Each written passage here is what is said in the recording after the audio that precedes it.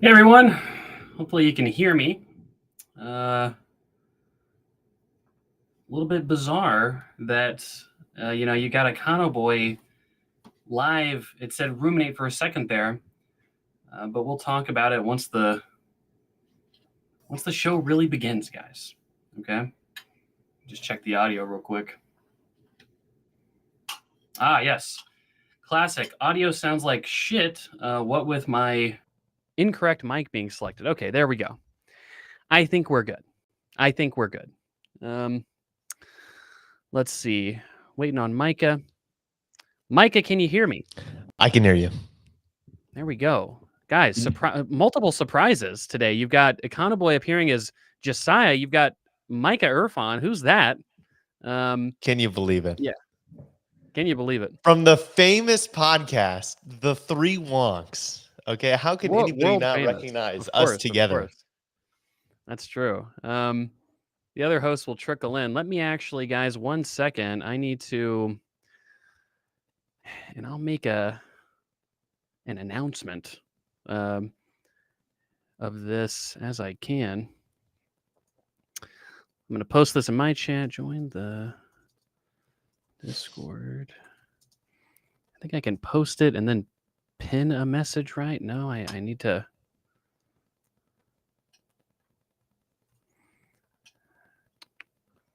Let's see.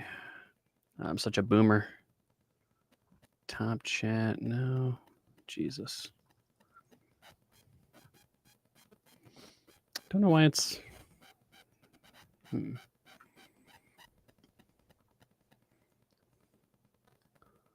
Ah, okay. I see why it's not letting me. 1 second. Actually posted the link in Josiah's chat. I'm really booming out here. Another host has entered. Hutch. Hey, what's up, guys?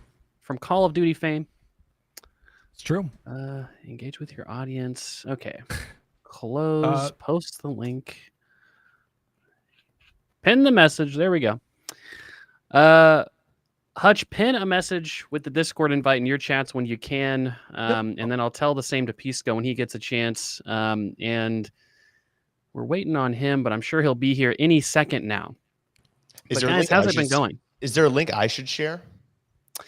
You can, yeah. It's if you go to my Twitter account, Micah, it's the pinned tweet. You can retweet it or something. It's just a link to a little something special that I guess we can.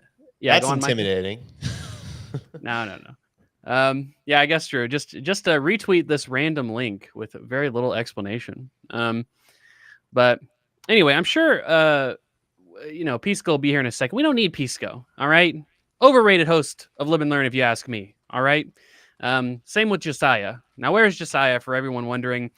He just had some important sort of family friend stuff that he wanted to prioritize this week. And so that's why I kicked off the stream. And that's not the entire reason. Josiah was going to be here in addition to Micah this week. But Micah says, hey, I'm trying to grow my YouTube channel. And he was like, can I, get on your world famous podcast? And I said, that doesn't sound like a half bad idea. So all the other hosts were cool with it. This is Micah Irfan. Micah, do you want to introduce yourself to the chat? There's hundreds, perhaps thousands of people watching right now. So be careful. Tens of millions. First, I'm a proud Hutch fan.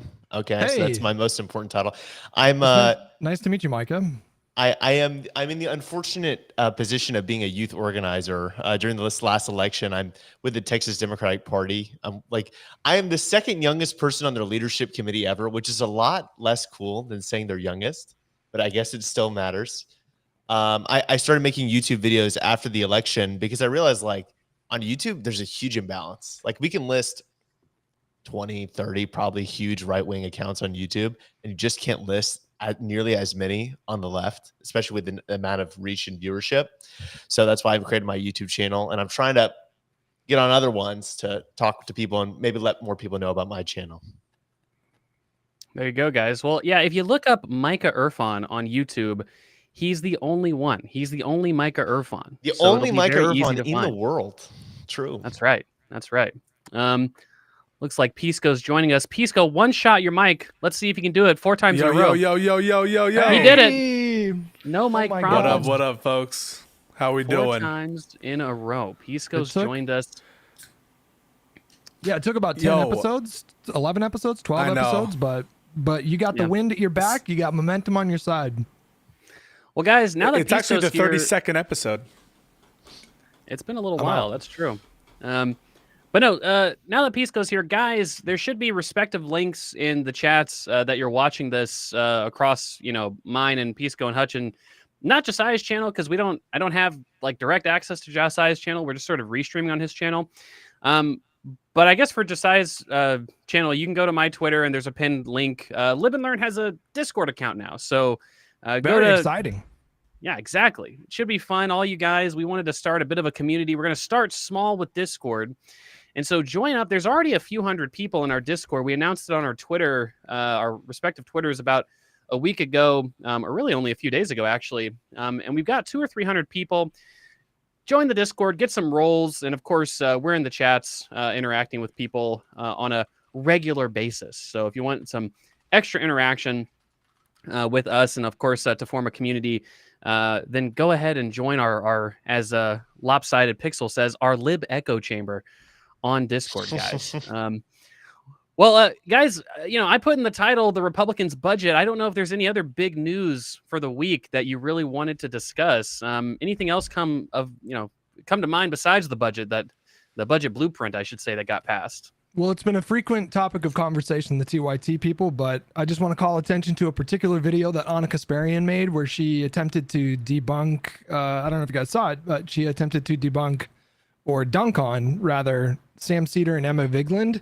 And it is one of the most shockingly embarrassing videos that I've ever seen. Just riddled Yeah, with Hutch, factual errors, while simultaneously she's accusing them of being having a lack of humility when they're wrong. So the irony levels was it was like exponential layers of irony. Did you have some thoughts, Pisco? Yeah, Hutch, I stole your content. I saw that you were reacting to that video, and so I, of course, had to make my own little reaction stream. I started a little differently with a kind of summary of my views of Cenk and how he's been dead wrong on this issue of optimism of the Trump administration. But yeah, it's one of the most absurd, self-defeating videos I've ever seen. And, Anna Kasparian standards are down near the sewers, I'd say. This goes beneath them considerably. She's contradicting herself. She says, for example, MAGA base hates Project 2025, and then during the course of that video she's saying, well, they like some parts of Project 2025, so obviously refuting the notion that they hate Project 2025 if they like at least some major components of it, going after completely non sequiturs or things that aren't related, just attacking Emma on things that she's right about. So it's a really just contemptuous video. She said they got the story wrong about the Venezuelan gang in Aurora, Colorado, while she got the story wrong. She, I guess, is insisting that the Tren de Aragua gang was taking over entire apartment complexes, and there's just no evidence for this whatsoever. Yeah, that was the most embarrassing part. We have cartel government in Colorado is essentially the line that TYT is trying to maintain, I should say, which doesn't seem quite true. But guys, can we address the elephant in the room? Why does Josiah look so different? Yeah, I know.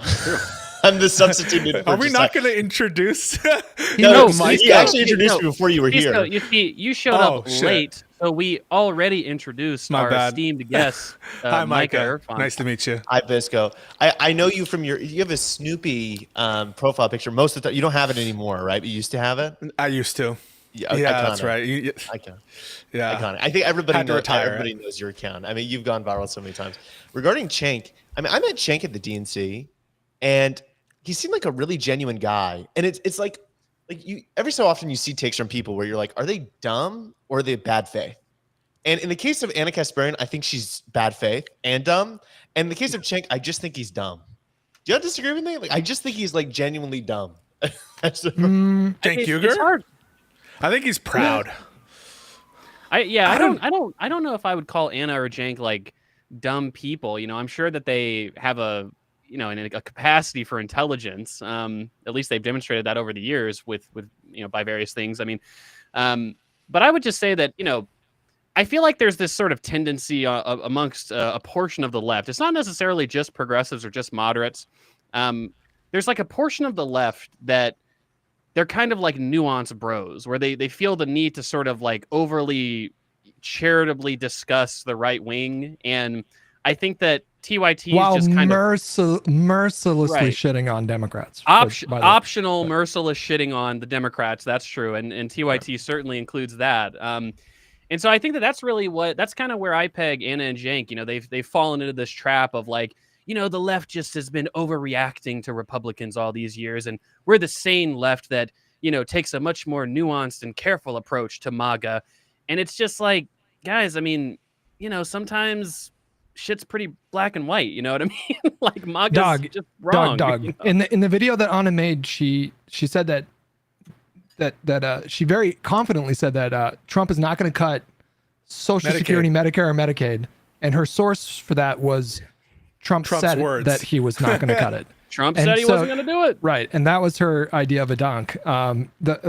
She went, you know, she referenced this one particular story, this one piece of reporting on the Tren de Aragua gang in Aurora, and if it was really obvious, all she did was read the headline, because if she would have read like the first or second paragraph, it noted that all 10 of these people, basically she was presenting these 10 people as though they were arrested at this apartment complex, furthering the narrative that this gang like wholesale took over this entire complex.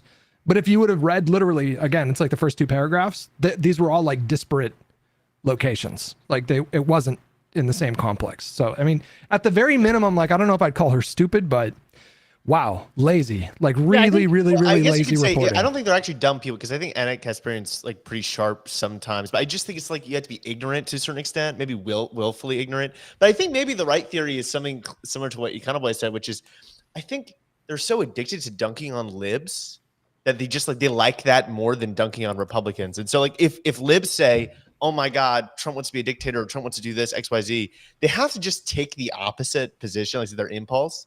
And it leaves them saying some pretty insane things sometimes. Oh, no. There was one. Did you guys see the Cenk post today that got community noted about the Uniparty? No. You should, Yeah, I you did. should, Yeah. you should pull I it happened up to on see the that, yeah. on the stream. It's amazing. How do I pull things up on stream? I don't even know. Oh, that's okay. Well, anyway, so like he was complaining about the Republican blueprint that was passed last night, which I'm sure we'll get into. And I have a few questions for you, Econoboy, because I don't know what to think about a few things. But his complaint was like, the Uniparty strikes again.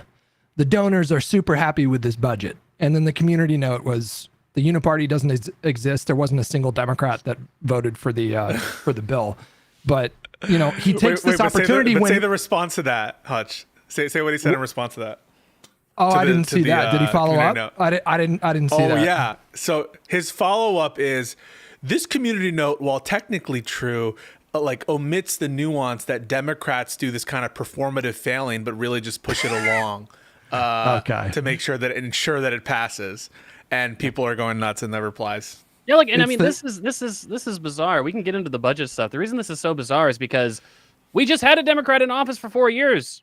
Medicaid didn't get substantially cut under Biden. Right. He expanded, you know, at the very least, he expanded people's access to healthcare in the form of the Obamacare subsidies, right? But we didn't have, you know, budget after budget of like Medicare and Medicaid. Is it on the line? Like, it wasn't. Nobody even asked the question, "Oh, are the Democrats going to cut billions of dollars out of Medicare or Medicaid?" Like, that wasn't even conceivably a thing. But Yeah, go on. they accuse Democrats of that. I mean, do y'all not see those viral tweets saying that like Biden cut tens of thousands or hundreds of thousands of people off of Medicaid? Because I definitely saw that. I didn't Oh, see that. yeah, Were those yep. lefties Yeah. doing that, or was Yeah, that I MAGA remember doing seeing that? them. Yep. No, paper that was was MAGA. leftists. They were like, yeah, I mean, what's the point of Oh, even voting for really? I Democrats? saw MAGA people do it. No, I saw MAGA people do it, but I also saw leftists do it. And those were the ones who really pissed me off. Some big left-wing accounts were like, look, you voted for the Democrats and they cut Medicaid by more than anyone else anyway. And I'm like, Jesus Christ, guys. But I mean, the idea that there's like some sort of uniform donor class which supports like specifically every piece of legislation which comes about just doesn't make a lot of sense to me. Like, you look at this recent bill, $4.5 trillion of tax cuts, $1.5 trillion of spending cuts. That's what they call for in the resolution, nothing specific. I mean, technically, even like the donor class like gets hurt by increased deficits over time. I think this is just political short-termism. Like they know that if they borrow a bunch of money to give up a bunch of breaks in the short term, that benefits them politically. Don't worry though, Doge is going to find the rest of those spending cuts. Sure. If we Well, get rid of that's the key point to Ebola preparedness programs, enough of those, then We'll be able fire to balance every our last budget. air traffic controller. Yes. True. I'm loath They can to give props to eyeball Michael it. Tracy. It's not that hard. Sorry, go ahead. No worries, no worries. I think there's a slight delay when I'm talking, so I might refresh in a bit. I'm not trying to interrupt you guys, just heads up. But I'm loath to give props to Michael Tracy, but he did say something I think that I totally agreed with. Michael Tracy, for those who don't know, is this kind of like a reporter guy who's kind of above all the political fray. And he thinks himself as above the political fray. He's a He nuanced doesn't vote in bro. elections. Yeah. He's like very anti-American foreign entanglement type things. But sometimes he has something smart to say about domestic politics. He's And like I a think Glenn Greenwald liberal. Kind of like he's very kind of contrarian. But you say Michael Parenti?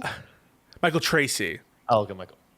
Yeah, I actually like Michael Tracy more than I like Glenn Greenwald, even though I agree he's of that mold hutch. But Tracy goes and says, this puts to bed the notion that this Doge effort is any attempt to like find some kind of sensible fiscal position. The fact that you would willingly, and as you know, the one, I guess, true left, deficit hawk in the Congress, Congressman Massey says, like, if you're going to put in another, like, what is it, $2 additional trillion per year on the deficit, 19 trillion additional over in the debt over 10 years, how can you have this conceit or I don't know, this notion, fanciful notion, I think at this point, that we're really in for the fiscal health of the United States, and that's what Doge is about. When you're willing to spend extravagant amounts of money that dwarf any kind of saving that you're seeing from Doge, if you can find any saving.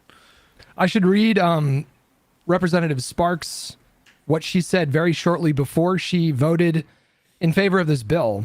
Which she said, the situation is much worse than it sounds. Rep. Thomas Massey and Elon Musk, we are going to accumulate $24 trillion of additional debt in 10 years on top of the 36 trillion we already have, reaching 60 trillion. And then like 7 hours later, she voted to pass the members bill. of the Doge caucus are voting for this, right? And it just shows you kind of how unserious the entire operation is, right? Because they want us to believe that foreign aid, always consistently less than 2% of the budget, is the reason why we have a huge deficit problem. Just random employees that like the IRS agents, the CFPB. Yeah, the CFPB is just draining all of our money.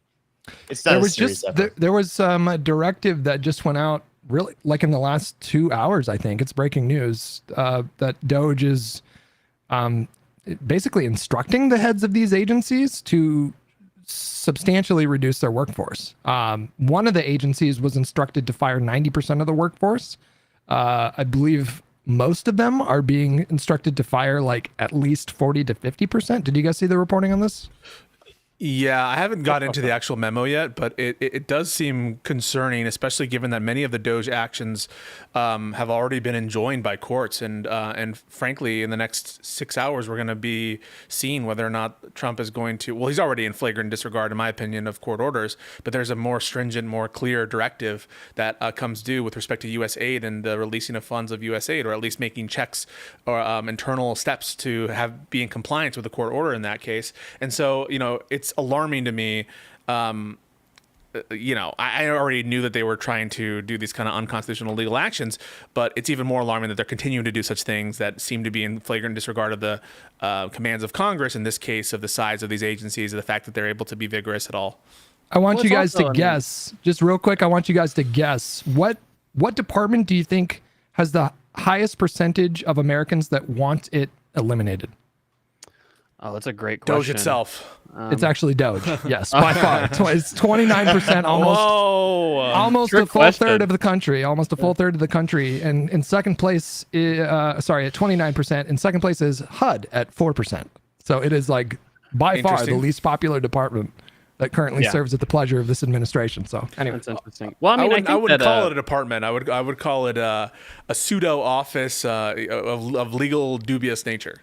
Well, you know, I think it's either part of the government whenever that's legally advantageous, or it's not part of the government whenever it needs to Oh, not be part wait, of the Micah, government. did you see? Okay, so there's this fucking Orwellian shit that's happening, going on, where for saw. this is for court litigation shenanigans. It really is sinister why they're doing this. They're doing this to really fuck with the court system. Where they were in court and the judge was asking like, who's the administrator of Doge?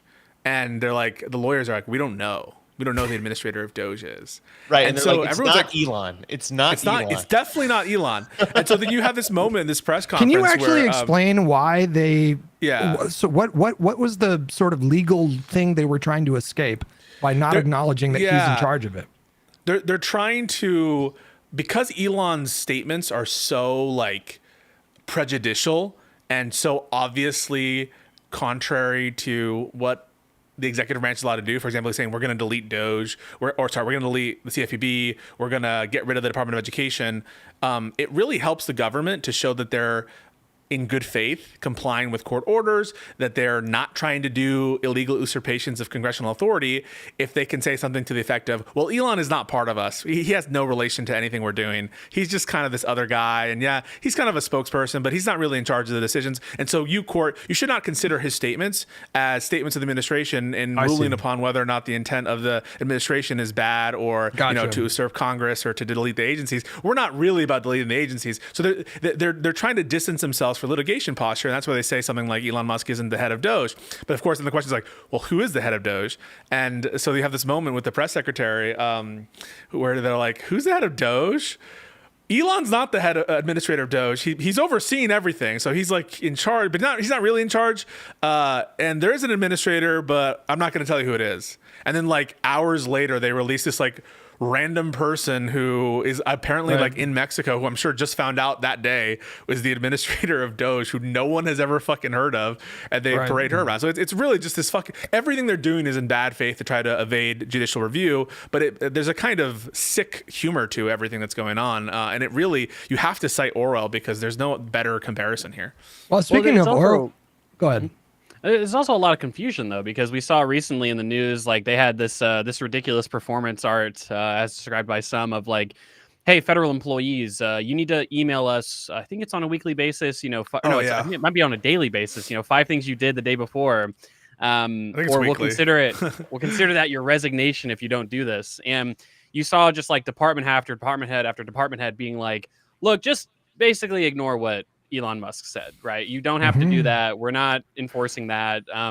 And it shows the problems with this dual administrative structure, right? Where you have like actually confirmed department heads who are supposed to be in charge, presumably of personnel decisions, at least at the cabinet level, who are disagreeing now with Elon Musk, who is kind of this shadow president who's going around telling these departments how to operate. And it creates obviously potential infighting, but also just generally speaking, just a ton of confusion and poor administration of services. Did you see what Trump said about that? I didn't. What did he say? That they disagree. Yeah. So they're like, so what happens if they don't respond to the email? He's like, well, I guess they get fired. Well, he said It's all the that they're department on- heads are like, wait, so do we have to follow this? I mean, it just shows you like these guys don't actually have any sort of plan. And one of the talking points that Elon has used, where he's kind of admitted their big mess ups, like they deleted a disease prevention program, then they bring it back, is that to had say- consequences, by the way. Just Oh, just so we're clear. absolutely it did. Yes. They don't want to acknowledge any of that. He's talking about is if you want to shake things up, you got to break some eggs, right? And it's like you guys were out of power for 4 years. That's number one, right? So you had time to think about this. I know you don't do any thinking because you're too busy golfing and going to Mar-a-Lago and whatever. But like you could have thought about this. But second of all, there's people who have been studying these exact problems, waste, fraud, and abuse, for many, many, many years. 10 years, 20 years, 30 years. Like we have people in DC, these think tanks, which have been studying this stuff. You didn't hire any of those people. You took Elon Musk, somebody who has like no knowledge of the government whatsoever, and then you hired a bunch of 15-year-old autistic kids, and they're the ones running the government. It's like, well, no wonder they're going to make a bunch of terrible errors. And one of them, which my tweet went pretty viral on this, is they've frozen medical research funding. Like they've frozen it all. My stepmother's a heart disease researcher. She works at the Texas Heart Institute. They're working for a cure for heart disease. They have these huge research projects they've been working on for years. They're not getting any more money from the federal government. A bunch of people are about to get laid off, and a bunch of research projects, which are halfway done, are not going to be able to be complete. And this is true for all types of medical research that's publicly funded. Is that an accident? That's a catastrophe. And Yeah. this represents the lion's share of the cuts that are going into place while they're getting in front of television cameras and claiming that, you know, it's mostly getting rid of like Sesame Street in Iraq and trans drag shows in Colombia or whatever. But the reality is that these cuts are hitting organizations that are out there serving the American public. Not just, you know, we're not just talking about foreign aid programs. We're talking about very real, impactful programs that are now kind of running around with their heads cut off because they have no idea if the funding is coming, if they should staff up, if they should even come into the office. Like, it's very chaotic right now. Right. I mean, the ironic part about Doge, especially when it comes to the medical research stuff, is that one of the few just strictly relatively to other countries good things that the United States does is all of its research spending, right? Both public and private research spending. And obviously, if you turn the tap off of public research spending, that's terrible for the economy long term. It's terrible for individuals who obviously have to suffer these ailments and these sort of predicaments without new discoveries. And it leaves you with the question of like, why this? You know, like I don't recall Trump running a campaign on getting rid of research funding. I don't recall Elon Musk talking about it. I mean, well, all you're kind of left with is they just hate sick people. I don't, Keep you know, it's cancer like what's uncured. Okay. yeah, like what's the good? Yeah, what's the charitable? What, like, genuinely, like, to the conservatives out there, I don't know, unless the assumption is like there's literally so much fraud, waste, and abuse with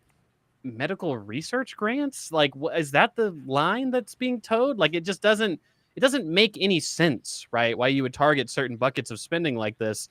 It's just completely ridiculous. So I don't know. Anyway, guys, you want to talk about the budget, guys? I mean, they passed a budget blueprint. Hell yeah. You might be the best one to explain mechanically what's a budget blueprint. What does that mean, Pisco?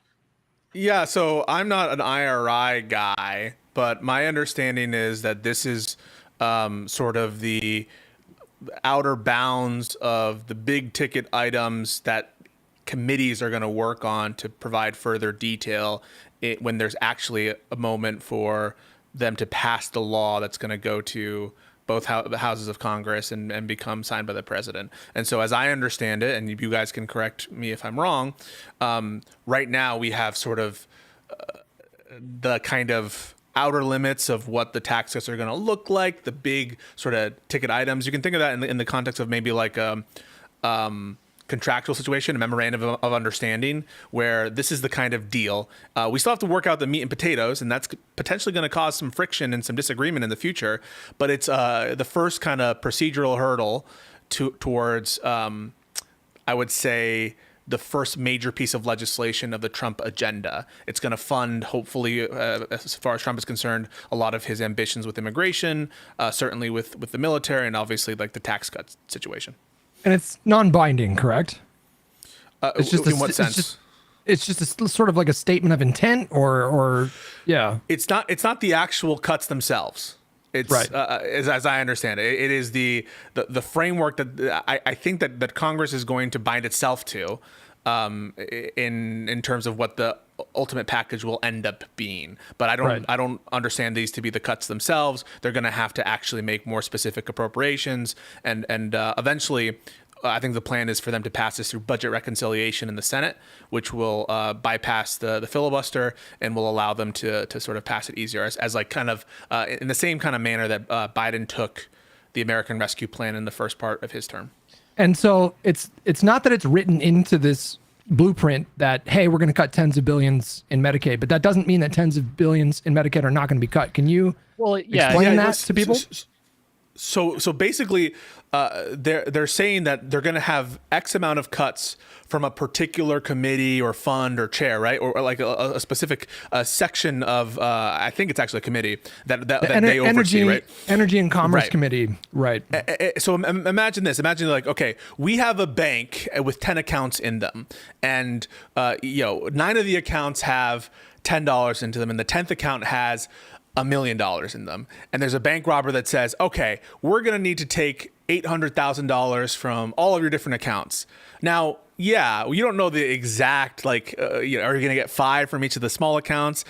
You're not sure, right? But you know that the lion's share of the cut, just given the numbers and the size of the amount of money that's overseen, that the lion's share is going to come from Medicaid. So that's why we're confident, and it's actually a lie. It's actually malicious to say that we don't know that these are going to be Medicaid cuts. The Republicans themselves acknowledge that it will be Medicaid cuts, and they did so in like a previous correspondence that they had. So it's just a complete lie to say that we don't know for sure yet. And the framework, it also talks about hundreds of billions of dollars of cuts from the Agriculture Committee, which oversees food stamps, and that's where people are saying that they're going to cut food stamps. And so it's fair to say that, look, that there's not a line item saying we're going to cut this amount of money from food stamps. But obviously, like Pisco said, it's sort of strange credulity to say, well, okay, well, where are they going to get the $200 billion from the Agricultural Committee? Because I don't see a Republican supporting cutting like subsidies to agriculture, right? Like those are giant line items, but they're probably going to, Republicans will use any excuse to hate on poor people and get rid of their. There hasn't been a time when they've been in power in the past 25 years where they haven't tried to cut Medicaid.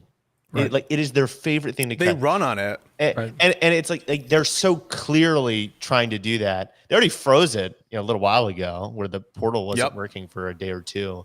And it's really sick to think about, right? Because we have like a huge welfare system. It's like, it's over 75 national programs.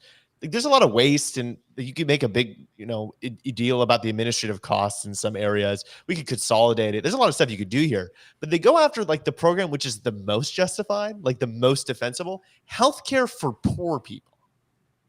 I find it pretty sick. Donald Trump didn't just target Medicaid either. In every single one of his budgets that he proposed during his first term, he proposed substantial cuts to Medicaid, Medicare, and Social Security spending in every single budget that and he cut food presented. Stamps. I think he actually cut food stamps. And you have to keep in mind.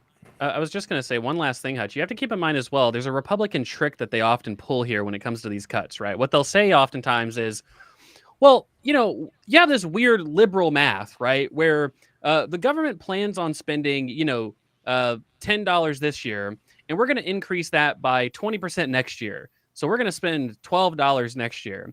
All we did was say we're just going to spend $11. We're actually we're still increasing the budget for these services year over year, and it's like, right, because now we're pretending inflation isn't real again, right? Now that Republicans are in charge, we have to pretend that purchasing power isn't a thing, and so that's one of the things that they try to slip in is like it's not a cut. We're just diminishing the growth of these programs, and it's like, well, if the programs can't afford the same amount of services, it's a cut, right? Right. And to add to what you're saying, Medicaid, its budget has to grow at more than even what normal inflation is, because healthcare inflation is always faster due to certain economic phenomena that we've talked about in the past. And then there's also an aging population. So more older poor people, which means more people that are more expenses for Medicaid. So it needs to grow quick. And they always say, oh, we're just going to freeze the budget or we're going to make it much slower. I mean, de facto is a lot of poor people will not get healthcare. That's the plan. Right. Time is a bit of a flat circle here because the first Trump administration, the very first thing that they tried to do was gut healthcare in this country. Fortunately, they were not successful. The famous thumbs down from John McCain. But they went on to do the tax cuts anyway, just blew up the deficit. And what happened was there were a lot of angry town halls all over the country. And Democrats were able to successfully mobilize, not on a message of Trump bad in 2018. They kind of avoided talking about Trump. I mean, they talked about it a little bit, but they largely focused on fighting to preserve healthcare. And I have no idea. I mean, do you guys think that they're even going to? I mean, they passed this blueprint, but that doesn't mean that it's going to be easy for them to pass this budget. I mean, they barely passed this blueprint. And there were four Democratic absences. Two people had surgery. One person has cancer. And then Frederica Wilson, I guess nobody knows where she is. Are you guys aware of this? She was there. Was she there for the vote last night? Yeah, she was. Okay. Well, I mean, to Hutch's point, this is where it becomes interesting, right? Because I can understand people like Spartz, who, by the way, has one of the lowest approval ratings amongst congressional staff, which is really interesting to think of. I think she has literally the lowest, like of all the bosses in Congress. she's the worst apparently. I always like to point that out when these Congress people treat their workers like complete shit. But anyway, She also the point has is, one of the worst like voices I've ever heard in my life. Like I want to. she like, speaks another language, Hutch. Okay, No, but that's why she has an it's- accent. No, it's where it is so annoying to hear her speak. It's not has And nothing to do with she's her literally accent. Ukrainian, which makes the GOP's position really strange. Well, no, but that was Being one of the- that was- Ukrainian doesn't mean that you like- talk like a fuck. Like it is so. Her voice feels like it hurts when she speaks. Is what I'm saying. But yes. Like Well, RFK.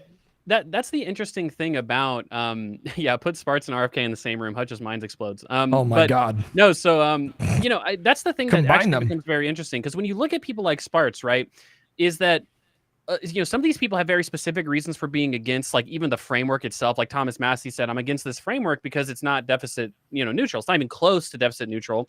It doesn't even decrease the deficit. But the framework effectively just kicks off the process and establishes a basic framework. I think Sparts said the Ukrainian funding was a big sticking point for her, and the deficit was a big sticking point. But at the very least, look, at a certain point, the rubber has to meet the road, and you have to actually vote, put your name on a vote for cutting these programs, right? And that's going to be the very difficult part. That's going to be the part where you might see, California Republicans, New York Republicans, people in districts who are very disproportionately assisted by like the IRA tax credits or, the CHIPS Act industrial policy. They might come out and say, look, I like all the tax cuts for the rich, but fuck, can we not just cut hundreds of billions of dollars of investment out of my broader community? I mean, that's going to be the difficult part. So to Hutch's question, I don't have a sense of, it's going to be very difficult to pass, but I don't have a sense of how likely the actual cuts are to pass because it's just so difficult to cut programs like that. It's like when Biden proposed his budget, he would often propose like several $1 trillion of spending, like $6-7 trillion of spending. I think they would end up passing, $5 or $6 trillion of spending because that was his sort of, like my wish list is this extra $1 trillion of social spending, but most of it didn't end up ever getting passed. So I don't know. I don't have a sense that they'll be able to actually pass these things. I see a comment in the chat that says Hawley said he won't vote for Medicaid cuts. Let's see. I'm aware of the statement that Josh Hawley made, but I just want to be clear with you folks. Josh Hawley is scum. If Donald Trump leaned on Josh Hawley, there is not a chance in hell that he would be able to stomach or weather that kind of scrutiny because he Hawley's knows a bit of a poser. that Trump just has to say the word and Hawley's done. And so that's just, don't rely on Susan Collins Murkowski and certainly do not rely on a scumbag piece of shit like Josh Hawley. Well, Especially Susan Collins is very concerned. I don't know if y'all heard this, but she's very concerned about what's going on right now. I mean, it's important to mention that their House majority is 3. I mean, they have 218 seats. Democrats have 215. Now, maybe 2 of those vacancies are filled by then. Maybe they get both, so they have a 5-seat majority. That's pretty narrow, right? It's easy to vote for a resolution. It's hard to vote for a bill, and I think they're trying to stuff the border stuff in there just to because they have dwindling political capital. But I think their challenge is going to be that Elon actually does believe that we're in a fiscal doomsday scenario. Like he does believe that. And I don't think that he's just going to sit there on his hands while they just completely blow up the deficit. Meanwhile, he's promising. You think Elon is genuine about the cutting stuff? I think Elon is genuine about the cutting stuff. Now, I think that he's not serious. Like he doesn't understand the effects of his policies. But I think he's totally drunk his own Kool-Aid. Let he them totally eat cake buys energy. Yeah. What's that? So some let them eat cake energy. We gotta cut the deficit. So what can we do about that? Let's just cut all these poor people programs. Fuck them. I think he is just completely delusional now. Like he actually believes that Doge is saving the country. Like he actually believed that when he fired like 75% of the Twitter workforce, everything worked better. Like there was no negative consequences. He looks at Javier Milei, which his whole thing is like mass firing people, and he's like, that actually works. I'm so smart. I'm the smartest person ever. Why don't I just get rid of all this stuff? Why do we have foreign aid? I don't understand it. There must be no reason. Medical research. I hate doctors. Why don't we get it all? Like he's an obnoxious jerk. But I think he actually believes in it. He tweeted the other day about that resolution that would increase the deficit. And he said, oh, that seems bad. So that gives you some indication that he actually might not be hugely in favor of what they're coming up with, which I think will make it impossible for it to pass if that occurs. Because there's no way they actually pass a fiscally neutral piece of legislation. They can't do that. They are so short-termist, and a lot of these moderate swing voters, they don't want to do austerity. They don't have the stomach for it. Well, I mean, So the problem is like even to do a deficit neutral bill. I mean, what people have to realize is that the bill that they proposed is roughly in line with current deficit. So it increases it a little bit. Even if they get all their cuts, right, they're still doing $2 trillion a year worth of deficits. So to Micah's point, to like the Massey ideal of like, oh, actually closing the deficit, that would require like a 30% reduction in federal spending, which is just, I mean, that would cause a recession, right? Like that would be so disastrous. It's kind of hard to believe such a thing would really ever even be seriously proposed. Anyway, I think I interrupted Hutch or Pisco. No, I was just, you were talking about Elon, and I was reading some reporting recently that laid out sort of like his origin story for the MAGA turn, and there were like a few critical junctures. And the first one was when Biden didn't invite him to the EV summit early on in his presidency because Tesla didn't support unions, and the Biden administration didn't want to lend their name to any company that was engaged in that kind of practice. And then there was a couple other ones, but one of them was when he got booed by the crowd in San Francisco at the Dave Chappelle show. But I honestly think in the case of Elon, it's like when you look at how much he tweets, it's very obvious that this guy is just fully addicted to social media. And I think like he's terminally online. He is like no rational adult can look at the volume of tweets that he does every day and not come to the conclusion that he is just hopelessly addicted to social media in a way that's like actually rotting his brain. So I actually agree with Micah that I think he really has started to like drink this Kool-Aid, and I think he really does believe that, you know, the country's staring down like full-on bankruptcy in 5 years or whatever. Yeah, and obviously I think it's difficult because you've got Elon Musk, the shadow president, who is like hyper out of touch. Like Hutch said, both because of his weird terminal onlineness, but then also he's just so rich. I mean, how could he possibly understand what an average everyday person is really going through? But then you've got billionaire actual President Trump, who's always been relatively completely out of touch with, you know, everyday Americans. And so I think that it's hard to say, because if you have a scenario where like what Micah and Hutch are saying is true, that Elon Musk is genuinely in favor of like cutting, you know, $1 trillion or $2 trillion of spending in the budget, he's also made very clear threats. He says, you know, essentially in so many words, if you don't do what I say, $1 million, $2 million, $3 million, $10 million, however much money it takes, right into your opponent's primary congressional campaign budget. And it appears that that's been pretty effective so far. I mean, I was skeptical that they would get all of their nominees through in terms of the confirmation hearings for the cabinet. But a lot of those threats and a lot of those personal conversations between Trump and Elon, their influence within the party, it seemed to work. And so I don't know. It's hard to say what. I mean, he sunk Johnson's original budget deal, you know, with the Democrats by tweeting about it, him and Vivek. And so I think that if he says like, I don't like this, which is totally possible. I mean, he thinks he's the boss. If something's not his idea, he doesn't like it. He thinks he's the savior of America. I could totally see him being like, yeah, like some MAGA guy tweeting like, yo, this increases the deficit, right? They're going to post like a Thomas Massey video of him talking about it or whoever. And Elon's going to be like, yeah, F these guys. These guys are rhino Democrats or something like that. And like it'll be a whole thing. And then like that's a really big problem for Trump, because then they just don't have the margins to pass anything.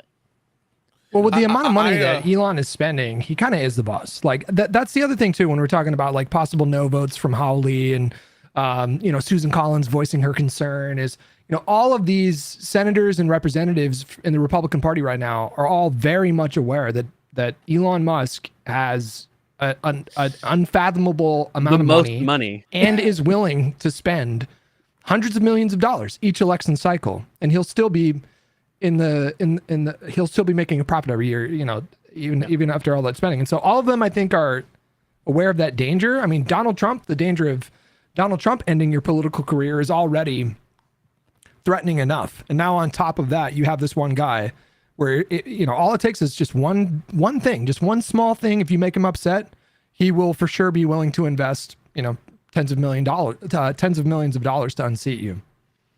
Absolutely. Pisco, you've been holding your tongue talking about. Yeah, no, I was.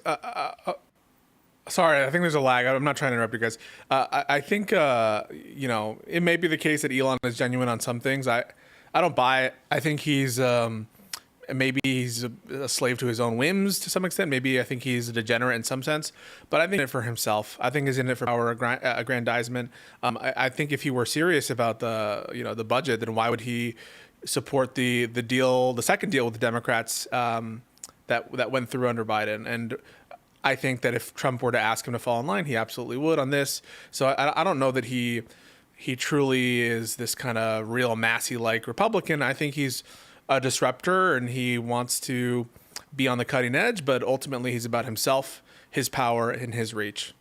He's impulsive and gullible in a way that like Massey isn't, you know what I mean? But it doesn't make him less of an ideologue, I suppose. No, I think he definitely has an idea. Like he posts like Thomas Sowell videos and Milton Friedman videos. Like he definitely has his ideas that he's talked about for a long time. Like he's got these long tirades about regulatory agencies. I think he has this very Ayn Randian view of the world, which is popular amongst a lot of these folks like Peter Thiel, where like there's this superior caste of American society, and it's specifically them, of course, very convenient, and they understand what's best for us. They're going to save us from all of these problems. Right. But it's not because of they're scared of bankruptcy. It's because they want to be in control and they want their own little fiefdoms in their kind of crypto libertarian hellscape. I don't think that it's because they're genuinely concerned in the sense of the fiscal health of the country. I guess that's the distinction I'm making. I don't know. I think he finds it compelling that there's the idea of some sort of cataclysm, which is always coming. Like he's the one who's going to stave it off. And okay. I he's posted a lot of stuff about the deficit to make me think so. They're going after the Department of Defense now, which is one indication that this is the case. Like you think they're going after the Defense Department? Going after the department. I mean, they're talking about cuts of the DoD, which is really surprising. No.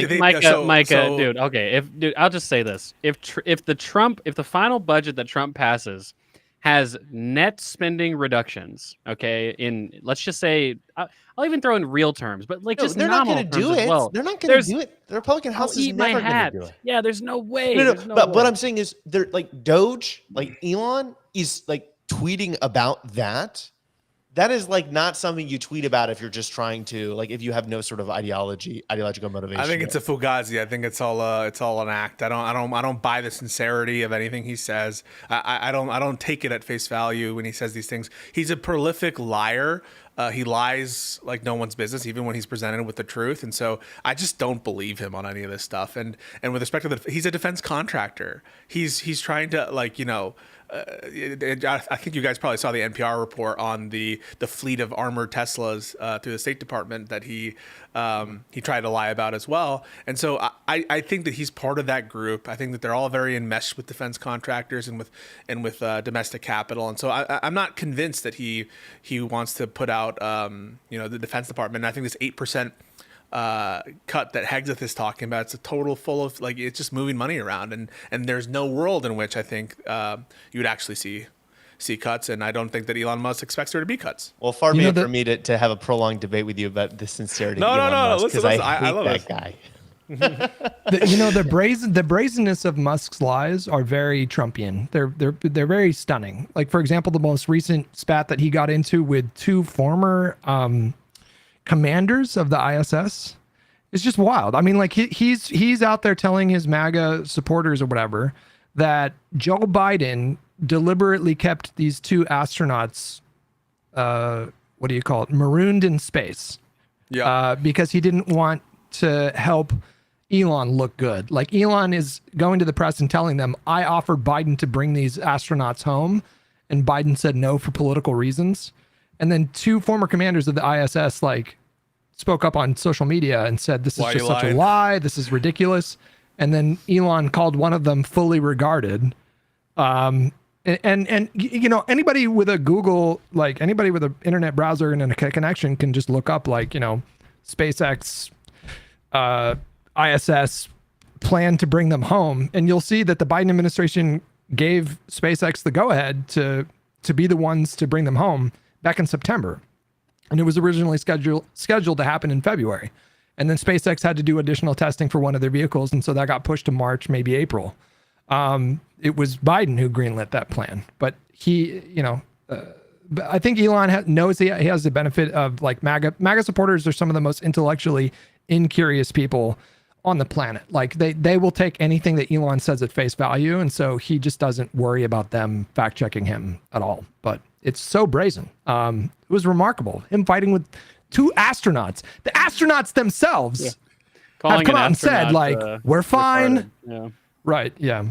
Yeah, I mean, obviously Elon. I mean, well, I mean, to you know, I think it was Micah who said it earlier. Like the idea that Elon Musk is just literally just actually delusional is I mean, that's a pretty reasonable statement to make at this point. I mean, he really does seem to be like an insane person. Like I don't know how else to put it. Like he has very bizarre views about a lot of things. Like you saw the leaks of. Like he has this weird, like almost like individualist natalist thing. Yeah, like it's like he has to impregnate a bunch of women and just spread his genes, and it's like he abandons all of his kids. Like he's just like he's a very fucking weird. See, that's a great bizarre example. person. That's because he's also another one of his narratives is like humanity's going to go extinct. We're not having enough kids, and it's another one of these ways in which like he can present himself as the solution to like this cataclysmic problem, and I think he actually believes in it. I think it's really weird. It's really gross. Well, and him in particular, because he's uniquely intelligent and capable, and so he feels like he has this duty to Earth to spread his specific genes. That will, you know, have y'all seen the right wing like influencers who are like, "Hey, Elon, you know, if you want to like have a baby with another person, you can have it with me. I have really good genes or whatever." Like, have y'all seen this? Well, he apparently took one of them up on it and had a bastard love child with her, and then now is, you know, he's taken several of them up on it. Obviously, right? My goodness. You know, I mean, yeah, he's just like Elon Musk is just a really weird guy, and I mean, it's obvious he has very little actual political talent. He's not a very good public speaker. He's not a good messenger. He's not popular. Clearly, none of this stuff is particularly working to engender confidence and. Even the MAGA base or like the American people more broadly, the reason he is where he is just because he's really rich and he's just willing to spend money on political causes. That's it, right? You know, this is one of the reasons why Democrats should take money in politics a lot more seriously. You know, I mean, whether it's good or bad economic policy, the anti-billionaire rhetoric, it's in vogue right now. And part of the reason it's in vogue is because Elon Musk is like the penultimate U.S. history 20 times worse than J.P. Morgan was example of why, you know, wealth accumulation and money in politics is so bad. It's because people like him can buy influence, right? I mean, that's explicitly what he did during Trump's campaign. That's what he's continuing to do, unfortunately. So we'll see. I think what'll be interesting in the budget fights is if Elon and Trump have a genuine disagreement. Because if what Mike is saying is true, and Elon Musk is going to come out and say, oh, you know, I want to have $2 trillion of cuts in various social programs, but Trump says, hey, Elon, like that's like I'm a really stupid person because I'm Donald Trump, but like that's actually really stupid because like my son's going to run for president. Like that would literally cause the Republican Party to have like a 20% approval rating. We just can't do it. And that's an unanswered question up to this point is like, if Trump and Elon have a genuine disagreement, who wins? You know, I don't know. I think Trump wins because like Elon seems so feeble when he's around it, but it needs to be a miscommunication where like Elon says something and then Trump publicly says something. And then you just kind of have a problem where like they're disagreeing and they're like stewing. You don't want a phone call. But I did want to just introduce another thing for us to perhaps mention. Does anybody here have a Washington Post subscription? Because a certain I canceled other that shit 2 months ago. I did. I canceled. Do we want to talk about what happened with the Washington Post today? What happened, Mike? It's pretty astonishing. Yeah. So Jeff Bezos, okay, our favorite billionaire, no longer the richest man in the world, was like the second richest, shared a note with the Washington Post team this morning, letting them know that no longer will they have ideologically diverse opinion pages. That is bad. Instead, everyone will subscribe to Jeff Bezos' ideology of personal liberties, quote, and free markets, unquote. And what I find so interesting about this is this has occurred after Amazon gave $1 million to Trump's inaugural fund, and after there's something like $40 million documentary deal or such with Melania Trump and Donald Trump, of which Donald Trump's receiving $27 million. It really looks like he's just trying to suck up to MAGA. Yeah, of course. I mean, look, this is why, I mean, I think that MAGA, you know, the MAGA politicians of the world, they realized how effective propaganda is, right? Especially in this information age that we live in, right? And so it's clear that through the use of social media, and obviously you've got like Elon buying Twitter, Mark Zuckerberg sucking up to conservatives for a little while now, and obviously the Fox News propaganda network, which has been around for a couple of decades, 2-3 decades at this point. It's just been really effective at engendering a very, very vibrant and sort of enthusiastically negative base, you could say. And of course, convincing some independents along the way to shave off, those people. It's very, very, it's a very dark time in our country in that regard, right? Because you have people, I was just going to say, you have billionaires really truly realizing, it seems, that wealth is very, very much power, right? And Bezos can do things like this because he has enough money to fucking barely even notice buying an entire well-established news company, and it's becoming a propaganda outlet, unfortunately. So I need some clarity on what the guidance actually was. So are they saying that every opinion piece in WAPO needs to be, moving forward, something that is in support of free markets and individual liberty? Or are they saying you cannot write any op-eds that speak in opposition to these two things? Do you understand? I would mean? interpret the latter. Yeah, I think because I imagine there could be opinion pieces that where it's not relevant, the issue of free markets or personal liberty. So my intuition, based on what was said there, is that one, that they're probably going to push for a certain ideological bent in general, but also the negative of it, which is we're not going to accept those that we consider not to be in keeping with our notions of personal liberty and free markets. You want me to read a quick quote from this? Yeah, sure. We are going to be writing every day in support and defense of two pillars: personal liberties and free markets.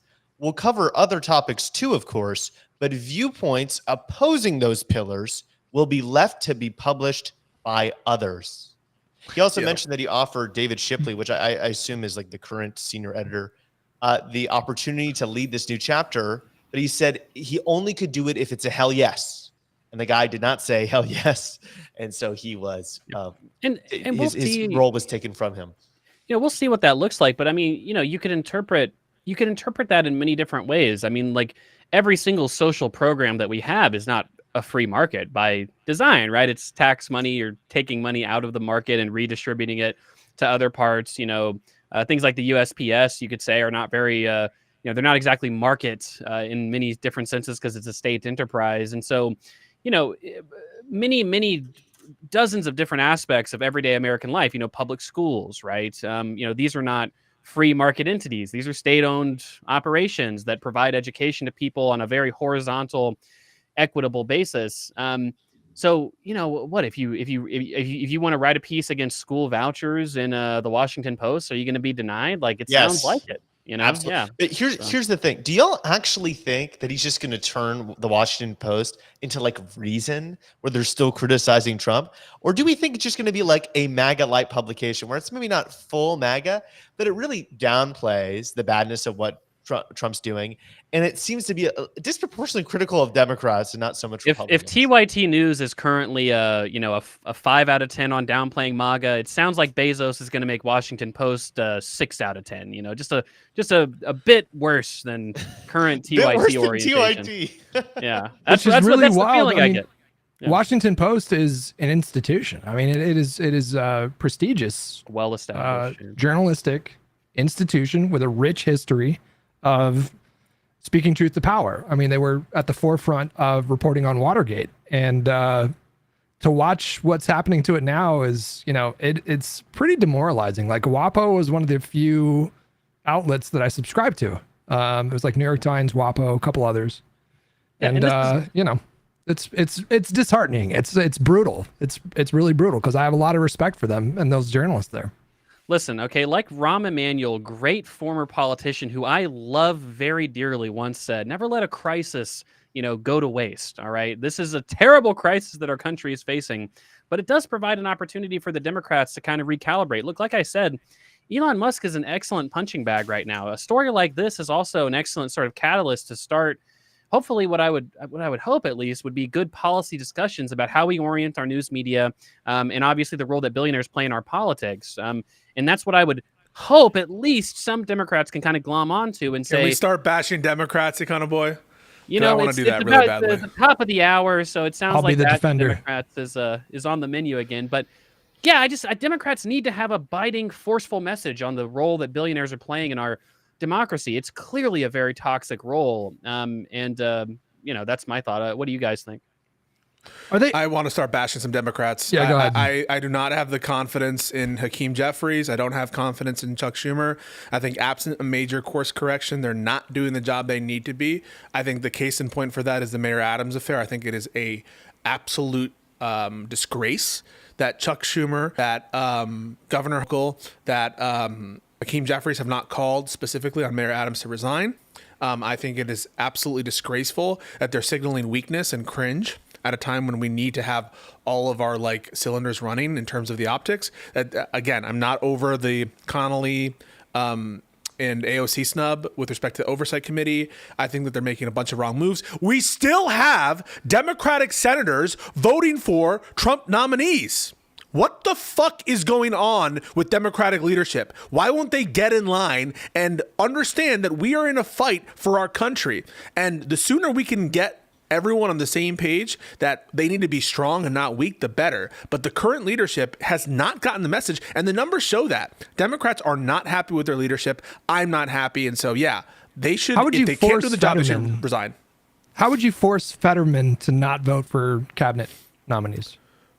I don't think, I'm not saying that you can force Fetterman to do one thing or the other, but when you have 65, 66, 67 Democratic senators, or sorry, 20 to 30, right? U.S. senators, Democratic senators voting for like Trump's Secretary of Army nominee. Fuck that. That's a failure of leadership. Leadership needs to get these people in line. Everyone talked about how, okay, maybe we won't be able to get everyone, but Pelosi was able to keep her caucus in line for important votes. Each one of these nominees needs to have near unanimous Democratic disapproval. And it just shows in their rhetoric and how they're approaching things. Even if you take away the concrete votes, you say it doesn't matter. I think it matters. I think it shows weakness. And I think the rhetoric sucks.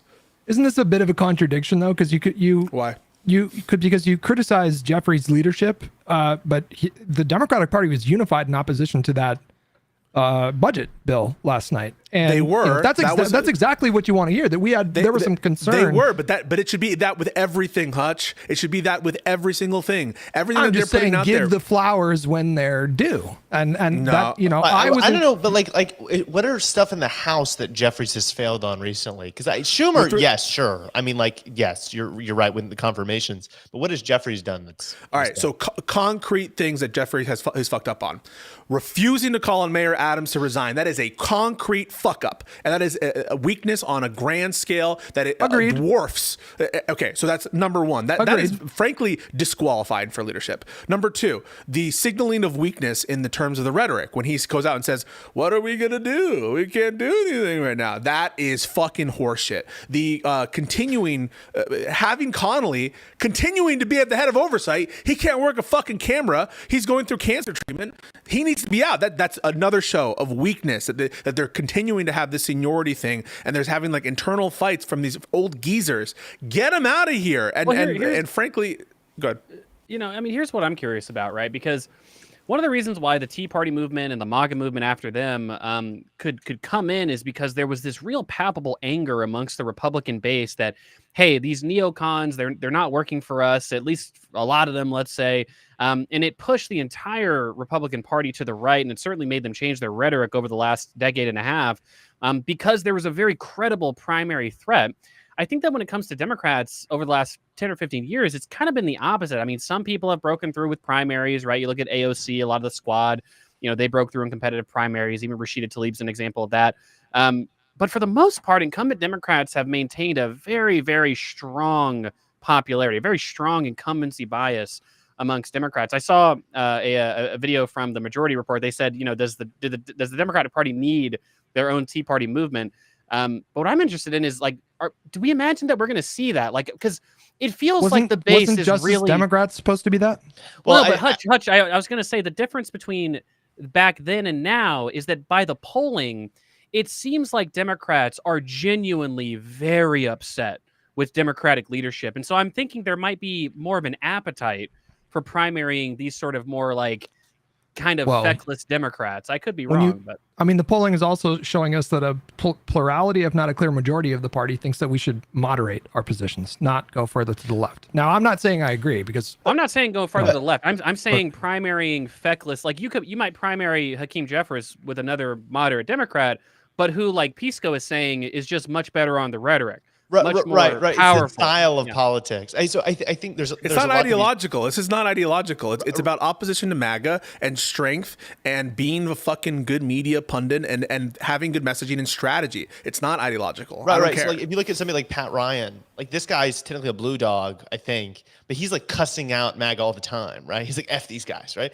Like that is like people want you to fight. They don't want all this like cordial, mouthy stuff, which gets like 40 views, right? The problem is not just the message, it's that nobody sees our message. Like, you talk to any young person, they're like, everybody gets their news from social media these days. My mom, she gets her news from Facebook. They don't see anything from Democrats ever. The only stuff that ever breaks through to them is Republican stuff because it's viral and their messaging strategy is viral. Donald Trump sucks up all the oxygen. I mean, it's just really. I mean, you need some kind of a figurehead, if not at the very top of the leadership structure of the Democratic Party, but in a prominent position. You need somebody that can match that energy, go toe to toe. And right now, it just doesn't look like the Democrat. I mean, I don't disagree with your criticisms about them with respect to them just not being up for this particular moment. Like Donald Trump is a showbiz president. He's very acutely aware of how stuff plays on camera. And that is a strength to him. It helps consolidate his support among his base and maintain that support. How long that's going to last, I really don't know. Like we've been talking about this budget, and if they don't get this passed and if there's chaos, there's going to be a political cost to that. But there is an absence right now of somebody in the Democratic Party that can match that energy, and there are people that are vying for that position right now, and we'll see how that plays out. But the problem that I see is that we've had so many Democrats that have been in Congress for so long, right? That I don't see, and especially when if things are going to be as bad as we think they are in 2026, there was a poll that came out that said 54% of Americans wanted Democrats to control Congress by the next year, which is to say that Democrats are generally, people would rather have Democrats than Republicans. And so what I'm deeply worried about is that we just do another cycle of this, right? Like Democrats kind of fumble and fuck up in a lot of ways and run things super suboptimally, but the general wave of things is pro-democratic. So a lot of these guys end up skating to re-election. I hope that we see credible primary challenges for a lot of these more feckless, a lot of these very old, like 100%. Look again, take Connolly for example, right? I don't even think Connolly's bad on the issues, right? I mean, he's not like a bad Democrat, but he's a terrible, terrible messenger for the moment. And if he's not willing to resign and recognize, hey, as a 75, 80-year-old man who's going through cancer treatment, I'm not the person for this moment. If he is not willing to make that decision, then it should be made for him, right? He needs to be primaried out of his position. It's just ridiculous at a certain point. A perfect example of that was his exchange with Nancy Mace. I mean, she baited that very specific response. Like she said something inflammatory, she used the slur. And the way that Connolly handled that situation was basically exactly what she was going for. He was just so like, you can't say that in committee. I mean, can she say that here? I mean, it was really... and then she, jumped on that immediately. And I think the whole thing was pre-planned and he just completely fell for it. It's not like you shouldn't fight for like trans people in these kinds of committees, but the way that he went about doing it was just, it just reeked of like weakness and just not, He should have said, fuck you, bitch. Like he should have literally bring the discourse to a level that people understand, that resonates with individuals. And if you're going to say something, stand on business and stop with this fucking proceduralism or this kind of like geezerism. Decorum. I don't know what to call it. Or decorumism. And if the MAGA people are all fucking breaking the rules anyway, and with respect to decorum, who cares? Have some fucking presence. Have some fucking balls and stand up for the country and fight for it. Jasmine Well- Crockett had a really good moment yesterday where somebody asked her, "Do you have any words for Elon Musk?" And she just, without hesitation, "Go fuck yourself." And that was it. And it was like, we She need more gets of that. it. She gets it. Yes. But like, so the Republican Party, you even look at like some of their old geezer Republican senators, and they've adapted to a new messaging strategy, which has made them more effective. They've understood that Trump's kind of like fiery, like hyper masculine, like outrage politics, like really angry, dominate, like fury, America on tap. There's like these really basic themes that unite the kind of Republican message, and they've all found that like that actually really works, right? And so like that is the messaging strategy they use. And Democrats, we haven't done that. Like our messaging strategy from the top down, our brand is we believe in our institutions, we believe in reasonability, okay? We believe in sense. And obviously there's a value to that. We're not going to just become the Republicans because I mean, there's a reason why certain demographics vote for us over them. But I think we need a populist message. Like, I think we need a story of politics. They tell a story of politics. There's a deep state, immigrants, whatever. There's bad guys. There's the good guys. They're fighting against the system and against everything that you're upset about. We don't sound like we're saying that. I mean, you look at the campaign ads of Democrats and they're like, I want to make your healthcare more affordable. That's so boring. How about I want to go after the outrageous corporations ripping you off or whatever, right? It doesn't have to be that. There's 10,000 different ways you could do this. There was And- go ahead. ahead. Well, there was an example that went viral recently of this one woman at a city council meeting. I don't know if you guys saw the clip, but they had ruled on something regarding respecting people's preferred pronouns, and I guess this particular council had ruled against like compelling people to use people's preferred pronouns. And so there was a woman who addressed the city council, and she opened her address by saying, Madam Chairman.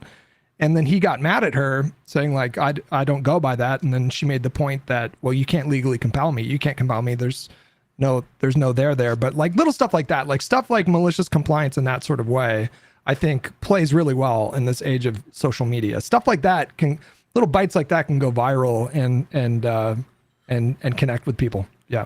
Just stop saying we want to arouse people. We need to fuck Trump. We need to like all of this shit is cringe. And you can't tell me that we're maximizing the efficiency of our leadership. The people aren't buying it. The vibes aren't there. I'm not buying it. And this is coming from someone who, you know, I'm willing to give the benefit of the doubt on the policy level with someone who's a deal maker, someone who's more centrist. It's really not ideological. There are some base as fuck centrist Democrats who are taking the fight to MAGA that I appreciate, but it has to be about vigor, youth, and energy. And it can't be about geezers, and it can't be about cringe, and it can't be about like trying to find these common ground on like the Lake and Riley Act and voting on their fucking nominees when they won't even, like, think about this. They won't even spend the money that Congress has appropriated. What the fuck are we doing here, folks? They're not listening to court orders. We are in an emergency situation. They don't want to recognize it, and they just want to like pretend that it's business as usual. And that shows to me that they're not meeting the moment. They're not ready for leadership, and they never will be. I mean, the messaging, the style is wrong, and you're totally right how the style is wrong. And in the substance, as you said, is wrong. Like, you know, they get upset about procedure. Americans don't really care about procedure. You have to make a bigger point than that. Like we say, you can't change things this way or this fast or whatever. Nobody wants you to defend the status quo. The argument is not that, oh my God, they're changing the status quo in all these terrible ways. It is they are rigging the game even more than it already is rigged, right? The status quo doesn't work, and they're making it work even less. And there's a lot of parts which I think were pitch imperfect. Look at USAID. I mean, I think if there was one issue that we should have made a big stink about, it probably shouldn't have been USAID, because we know that foreign aid isn't the most popular. But especially if we were to make a case about foreign aid, you have to tie it to Americans' lives. People don't really care, unfortunately, about people on the other side of the world. Just most Americans are not really caring. They're saying my life is bad, right? Or it's not good enough. And what is the government doing for me? Because they don't feel like the government does anything for them. We know a lot of people voted for Trump because they received a check under his presidency. And they said, that's the one thing I can point to that the government's done for me. Now, some of that's ignorance, but that's also an important sentiment that we have to deal with. And so all the talking points that we have about institutions, about all these things, need to be tied to the tangible daily lives of Americans.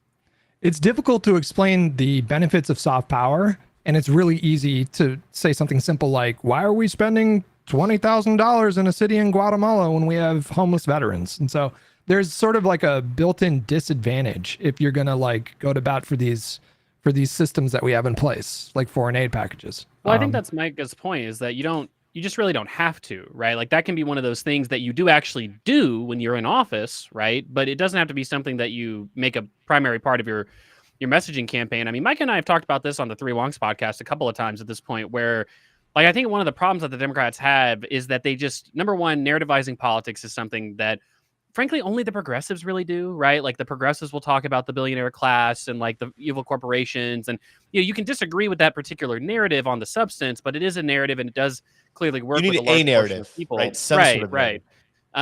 And certainly a narrative that doesn't demonize immigrants and minorities, like the Republicans, right? And so it's good to offer an alternative narrative.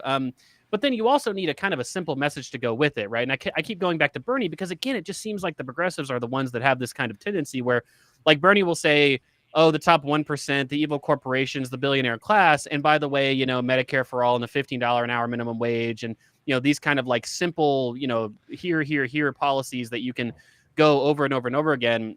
It reminds me of British election from 2019, I think it was, where Boris Johnson, he kept on saying it was kind of a stereotype. He ended up winning a majority in this election in a landslide. He beat the polls, where he kept on saying, "Build back better, a brand new clean deal to sign with the EU on a trade agreement, go back to normalcy." Right, like those were like the three things that he kept saying like over and over and over and over again, and it just Brexit like done. worked, right? Yeah, get Brexit done, right? Like, and it just worked, right? It was so effective compared to the leftist candidate who was like, yeah, here's my like 38-point platform. Go look at it. It's fully costed. It's great. It's good stuff. State ownership, progressive taxes. And it's like, you're just losing so many people when you're having a conversation like that.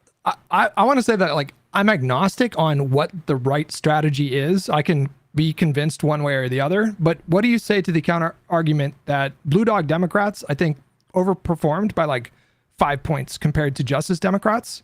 And so if the message that you're kind of the sort of economically populist message that you're advocating for is as popular as you're suggesting, then why did they do so poorly in 2024? Well, is it economic circumstances? Is it like, was it the candidate at the top of the ticket dragging down ballot? Like, what's the explanation? No, there? I mean, my explanation, because actually when I saw that, I was curious. I was like, man, like because there's not even that many Blue Dog Democrats. There's like 15 or something. Like there's not that many of them. And so I'm like, what did they even like, what'd they run on, right? So I went to the Blue Dog Coalition like website, and it appears to have been taken down or something. But I looked at Wayback Machine, and I saw like what their proposed, their co-sponsored legislation was. A lot of it was like Micah said, it was like anti-corruption stuff. It was like, we're Blue Dog Democrats, but we believe in ending partisan gerrymandering, and we want to get money out of politics, right. And it's vibes. When you look at, and I was just going to say, when you look at the rhetoric of a lot of conservative Democrats, they're not really talking about like, I have a nuanced conservative take on welfare policy. It's like, I think these evil pharmaceutical companies are fucking you over, right? And like, I'm going to go after them, right? It's stuff like that, which again, like to Pisco and Micah's point, that's ideological neutral. I mean, anybody can do that, right? So, or they should do that. I have super strong views on this. Let's hear 'em. I think so. I think the new Blue Dogs are different than the old Blue Dogs, which makes it difficult because the name is the same. The old Blue Dogs were just conservatives, that were conservative rats. The new Blue Dogs are just a different style of politics. I like to say the progressives do a left-wing populism. Basically, billionaires, corporations, and greed are the bad guys in their story. The new Blue Dogs are a bit different. In the sense that like, they have a broader array of bad guys. It's a little bit more flexible. They talk about special interest groups, the political elite, the political system. They talk about waste, fraud, abuse, and corrupting influences. And they also talk about corporations sometimes. And I think that more flexible, a little bit less extreme narrative is one that is more mainstream. They also take their vibes and like some of their positions on very salient issues are more in the cultural mainstream. For instance, border security is very popular. They take that position, right? Like they don't look like urban elites who use neopronouns, right? They look like normal people. Now we might say, well, we don't really like that. We like all these like socially progressive things, but I think that's part of the reason why they perform better. There's also one last distinction I think it's important to note. There's a moderate candidates are always going to outrun like your really partisan candidates, right? Because they're going to win some Republicans. But the difference between the optimal strategy for a candidate in a swing district and the optimal brand for the party is different. I think Obama is a great example of this. Obama ran as a moderate presidential candidate, and he was a great candidate individually. It was terrible for the party. We lost after 2008. It was a one election that we went down ballot. All the other three cycles, we got obliterated. right? We lost so many state legislature seats, Senate, House. It was terrible. Why? Because his brand was not that Republicans are bad and Democrats are better. It was, we need to have common sense and bipartisanship and nuance, right? I want to push back on this, man. Sure. You don't think we were going to lose some seats after the economic collapse that we nearly faced down in this country? Well, I feel like that was probably happening under George Bush, right? That didn't happen under Bush. Towards the tail end, right? But the people peaked felt the under bulk Obama, of though. right. That's what I mean. People felt the bulk of that economic pain when Obama was president. He could have been, he could have been perfect in so many ways, and they were always going to get slaughtered. And then on top of that, he spent all that political capital to pass the ACA. Sure, and there was a political price for that. That's true. But in 2012, he won, and the Democrats lost down ballot really bad. Why?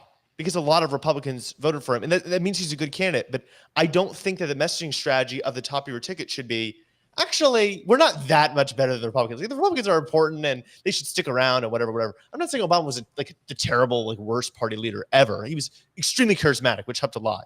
But I think if his message was a little bit less, let's compromise and all this stuff, and a little bit more, the Democrats are the better party, right? Like, that's the kind of stuff which helps the brand. You look at the Republican brand. With the people that like the Republican Party, it's extremely strong. Their party, they have a really strong brand, and I think that common sense populism is the optimal brand for the party. But in swing districts, you run moderate candidates, which kind of appeal to the other side a little bit more to win those swing voters. But you're always going to do that. Here's my somewhat unfalsifiable claim that I'll make, which will be frustrating to Hutch, I'm sure. But this is my genuine belief, though, that it's kind of a dig at my own left-wing side of the party, is that candidate quality, it's clear that candidate quality matters a lot. You see this in cycle after cycle when Republicans nominate these completely tinfoil hat wearing Republicans like Doug Mastriano in Pennsylvania. They're thinking about nominating him for a second time in a row in Pennsylvania. Please do. That'd be hilarious. And they turn winnable races into losing ones, right? And it's not necessarily because of any particular policy position. You could nominate a MAGA Republican and win in Pennsylvania. But if you nominate a MAGA Republican who seems pretty insane also, you're probably going to lose. And so I think that the progressive, the Justice Democrats, I think, frankly, they have kind of a candidate quality problem where I don't think that the platform of the Justice Democrats or the sort of angry, sort of passionate rhetoric of a lot of Justice Democrats is necessarily going to kill you in every election that you run in or necessarily be suboptimal. But progressives who win primaries, a lot of them are kind of low quality candidates, right? They're not necessarily built to be good politicians. And so they just don't end up doing very well, which is a statement on, to be fair, the progressive wing of the party, but it's not necessarily a statement on the type of the sort of mechanical messaging that they engage in, because that they share a lot of that with the Blue Dogs. Yeah, it's not just the Justice Democrats. Like the chair of the Progressive Caucus, what's her name, Pramila Jayapal. I'll give you an example of what I think is really bad left-wing populist messaging. When the fires were really going nuts down here in Los Angeles, did you guys see her post about McDonald's? There was some picture of McDonald's when the winds were 100 miles per hour, and so there were these embers that were flying everywhere, and it was really kind of like a very dystopian image. And she posted that picture, and then I just want to I'll just paraphrase. She was like, I just want to call attention to the fact that McDonald's is the reason why these fires are happening. I guess with their pollution or whatever. It was just terrible. It was just not great. It was just not great. There's just not a lot of. To your point, I agree. I think there is a candidate quality problem with a lot of these progressive politicians. You have to Cory pick the right Bush was not a candidate. good politician. But it's also the limit of the left wing narrative, right? And I'm not saying it's always wrong, right? If it's just some of these progressives take this really class reductionist, every single problem is the issue of corporate greed or something like that. And whenever inflation happens, they have to say, oh, it's the greedy corporations. That's the only reason why we have inflation. Nothing, no supply chains, no anything else. We should just do price controls. And it's if we actually do that, it's not going to work, right? When it comes to housing, it has nothing to do with our exclusionary zoning laws that make it impossible to build anything anywhere for any reason. No, it's all because of Airbnb or something. It's just these bad guys. And it's we're talking about messaging to win elections. There's also messaging that helps create good policies. And I think that we need to be populist, and we need to talk about bad guys, but we should also make sure we're talking about the right ones. And I Can think you to do give me that- specifics? Give me specifics. If you were advising a campaign, what would Well, you? so I think Jeff Jackson is the best model for an elected official in terms of what campaign he ran. He talked about gerrymandering a lot and how these selfish politicians draw the lines to protect themselves from competition. And you can tell a similar story about our partisan primary system, about even the two-party voting system, first past the post. We need to change our political institutions in this country because we see that the government's just systematically not working anywhere, right? And it's partially because we don't have like a genuinely democratic system in so many ways. So I think you can have that kind of narrative about our political system and rooting out corruption in that domain. And I think you could apply this in other areas as well. Like why do we have these restrictive housing laws that obstruct housing from being built? Well, there's this racist history. There's also this idea of social engineering, which came around in the 1950s, where there's some central bureaucrats in the car industry decided that we should all live in car-centric communities. They decided that this is the best way for people to live. And so they issued recommendations that most of the local governments around the entire country implemented, which made mixed-use, walkable, transit-friendly developments illegal in most of the country. And that's still the law today. I mean, I think that's a compelling narrative. It's true.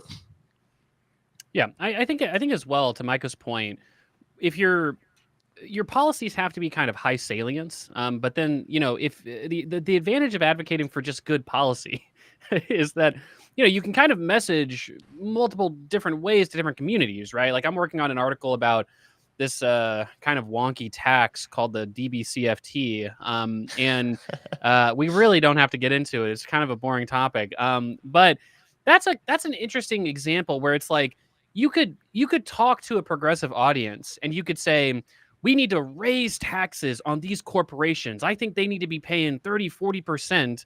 But then you can talk to like your chamber of commerce and say, yeah, when I say 30 or 40%, I'm talking about, super normal returns. Actually, you get to deduct all your investment. This is actually a pro-business decision, and you can have, you can speak not necessarily out of both sides of your mouth, but just, you can have a genuinely correct, good set of positions. Unfortunately, obviously, it's difficult because politicians are not wonks, right? A lot of politicians are just really bad on policy. And a lot of politicians have very stubborn preconceived notions about a lot of things, but at the very least, the style of rhetoric and the forcefulness of that rhetoric can be uniform across the party. And I think that's really where I'm calling for like primary challenges on people like Colony, where it's like, this guy's not even necessarily bad on any of those things, right? He's just like the pure just messaging is so bad from a guy like Connolly that you got to get him out of there. You got to get these 80-year-olds out of the party because it's just a bad look, you got to get them out. So and no more Fettermans either. I think people who are committed to like doing this both sidesism and who are not don't have the Manchin excuse, which I don't think Fetterman has the Manchin excuse, they should be targeted 100%. And Fetterman has made too many mistakes now and too many, I think, flagrant violations of what should be very clear lines. For example, voting for this corrupt attorney general, Pam Bondi, and, supporting and pressuring other Democrats to support this abomination Laken Riley Act, going to Mar-a-Lago to kiss the ring. It's all disgusting trash. And I don't want it in our party. I don't want it in our brand. I want him gone. And I want Democrats to be more willing to challenge. So according to a Morning Consult poll, Fetterman is actually, now I'm not defending him. I'm just like giving people the lay of the land. He has 48% approval in Pennsylvania, 37% disapprove, but very notably, his support among Republican voters has gone from 14% to 27%. So I think it's quite apparent that this is a political calculation that he's shifting his positions to. That's a terrible political calculation though, Hutch, because look, I at the end of the day, I agree. I'm not defending it, but that's the problem, right? Is that like we just don't live in a world where the number of people who are like, oh, I'm willing to vote for either Democrats or Republicans in a genuine sense if I just kind of vibe that they're the best person for the job. That is an extremely small group of people, right? It's in like you might have a lot of. Oh, absolutely. Look at North Carolina. I mean, the exit polls, you can look at the exit polls from 24 and look at the percentage of Trump 2020 voters who voted for Harris or Biden 2020 voters who voted for Trump. It's just a trivial percentage. And that percentage has gone down ever since 2016. And that's only because that's as far back as I've looked at the polling data in an in-depth way that, it's gone from 15 to 10 to 5% or something. Partisanship is so high that it's just clear that, look, you might have a 25% approval rating with Republicans, but if there's a Republican on the ballot and you're a Democrat, Right. they aren't going to vote for you, right? And Right. so it's unfortunate for our politics in some sense, but you might as well basically just message to your base and to independents, right? Because that's all that functionally ends up mattering, because Republicans are never voting for you if you're a Democrat, and So, vice like, versa. you look at North Carolina, with Mark Robinson, the guy who's self-described black Nazi, talked about, I don't know, getting peed on by his wife's sister. I mean, some insane stuff, right? Like, this guy still got 40% of the vote, and Josh Stein only got 54.9%. That was a third-party candidate. A lot of people just wrote someone in because they don't want to vote for the Democrat. And it's like, this is the worst of the worst. Like, there's no Republican that's going to do as bad as him, because he even lost just straight up Republican backing because they saw him as a huge liability because of how bad his PR was. I think Roy Moore was an even better example of that. You had a guy who admitted to grooming 14-year-olds, and I think he lost that. What was it? What was that? Alabama? In Alabama, he lost by 1 point to the Alabama. They had the choice between a Democrat and a pedophile, and they were like, I guess we'll go with the Democrat. God damn it. He was like, Democrats are pretty bad, but yeah. That was Doug Jones on that seat. But yeah, I think it's not that it's always bad to message towards bipartisanship. I mean, there's room for it. Look at Ro Khanna. He did an interview with TIT I saw today where, he pretty consistently will say, look, I'm always willing to work with Republicans if we can agree on certain things like anti-corruption measures. And I don't think that's always bad, but obviously, and it just has to be said, the Kamala Harris thing of trotting out Liz Cheney all the time and talking about your relationship with her. I mean, it's just this is a waste of time. It's not an effective. She did 3 events with her, bro. Well, that was 3 too many, Hutch.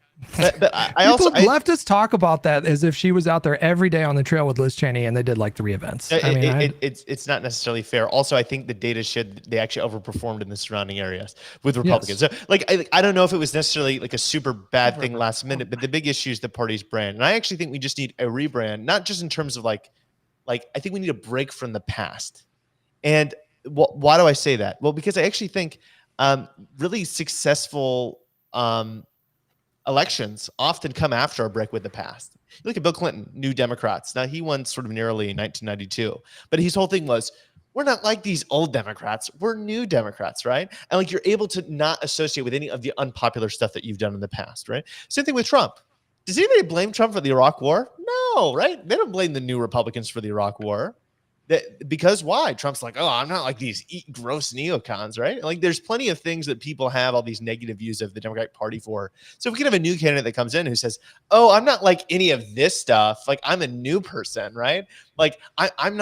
I'm against the establishment. I actually think that's really helpful, because there's a lot of people which are turned off to the Democratic Party, which can be turned on again in that rebranding process. If that does happen, there's a risk of somebody, whoever that person is, breaking from the party. I feel like there's a risk that person's going to be anti-woke. It's going to be framed I believe in all the good policy stuff, but forget about the woke shit. That seems kind of likely for 2020. Brianna Wu strategy might come to fruition. I mean, I think.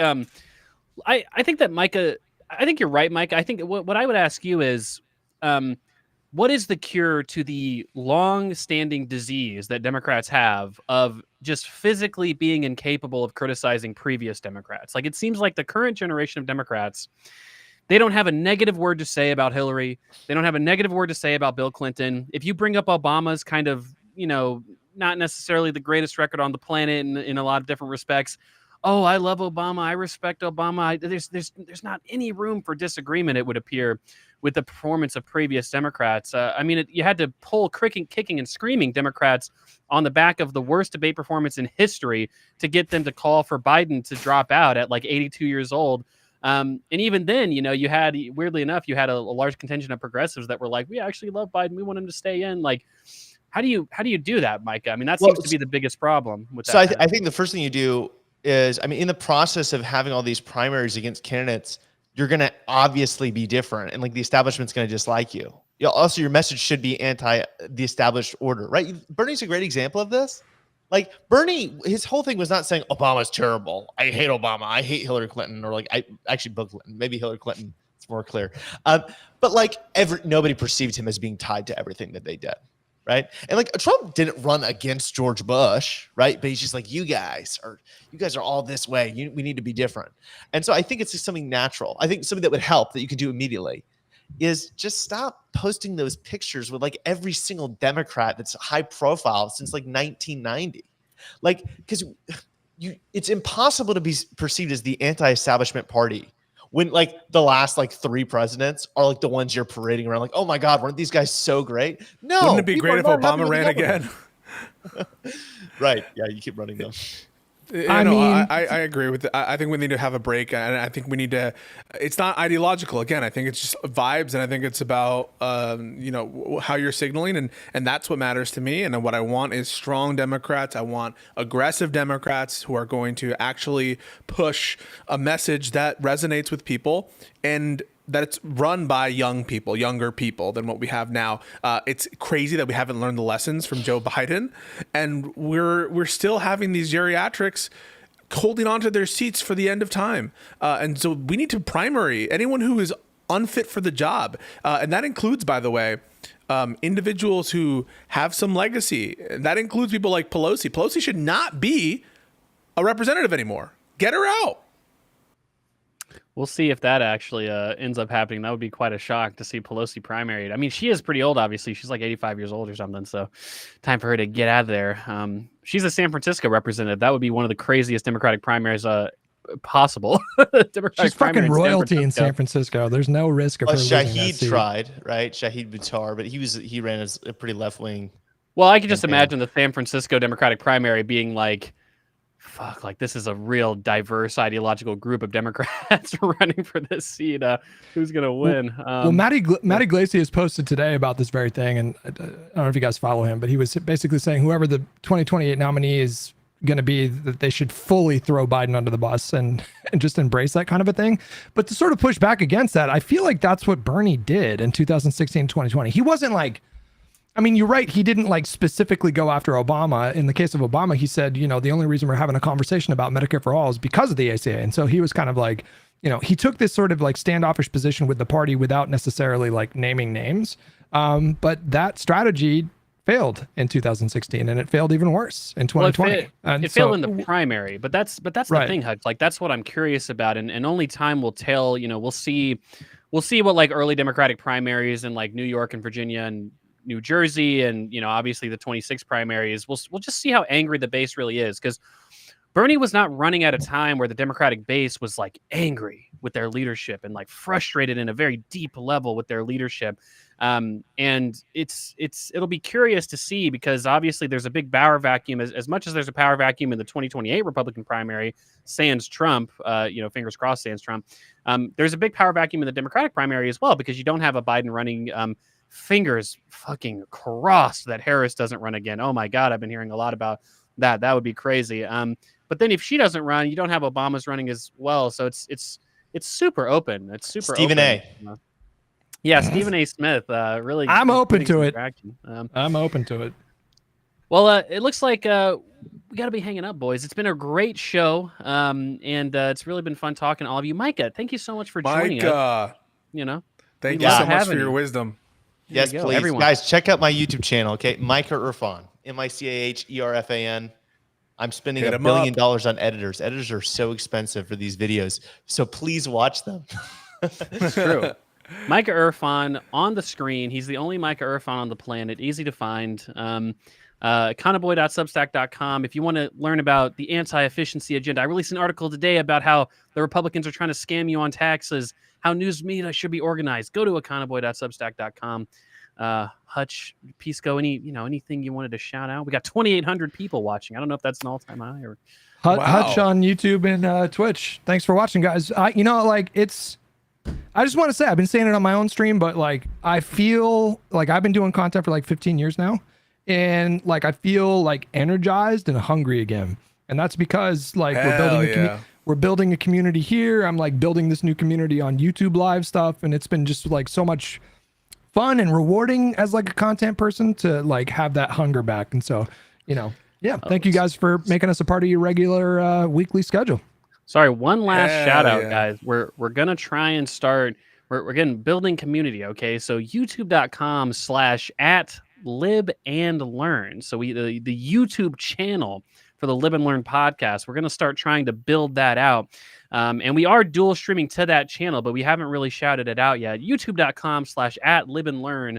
Go and subscribe to that channel. Who's to say when or if we'll eventually start sort of truly dedicatedly streaming on there. But go and subscribe. We're trying to build that out, and we'll see where that takes us. Any last things to say, guys, before we hang up for the week? No, thank you, everybody. Thank you, Micah. And everyone stay cool. For sure. All right.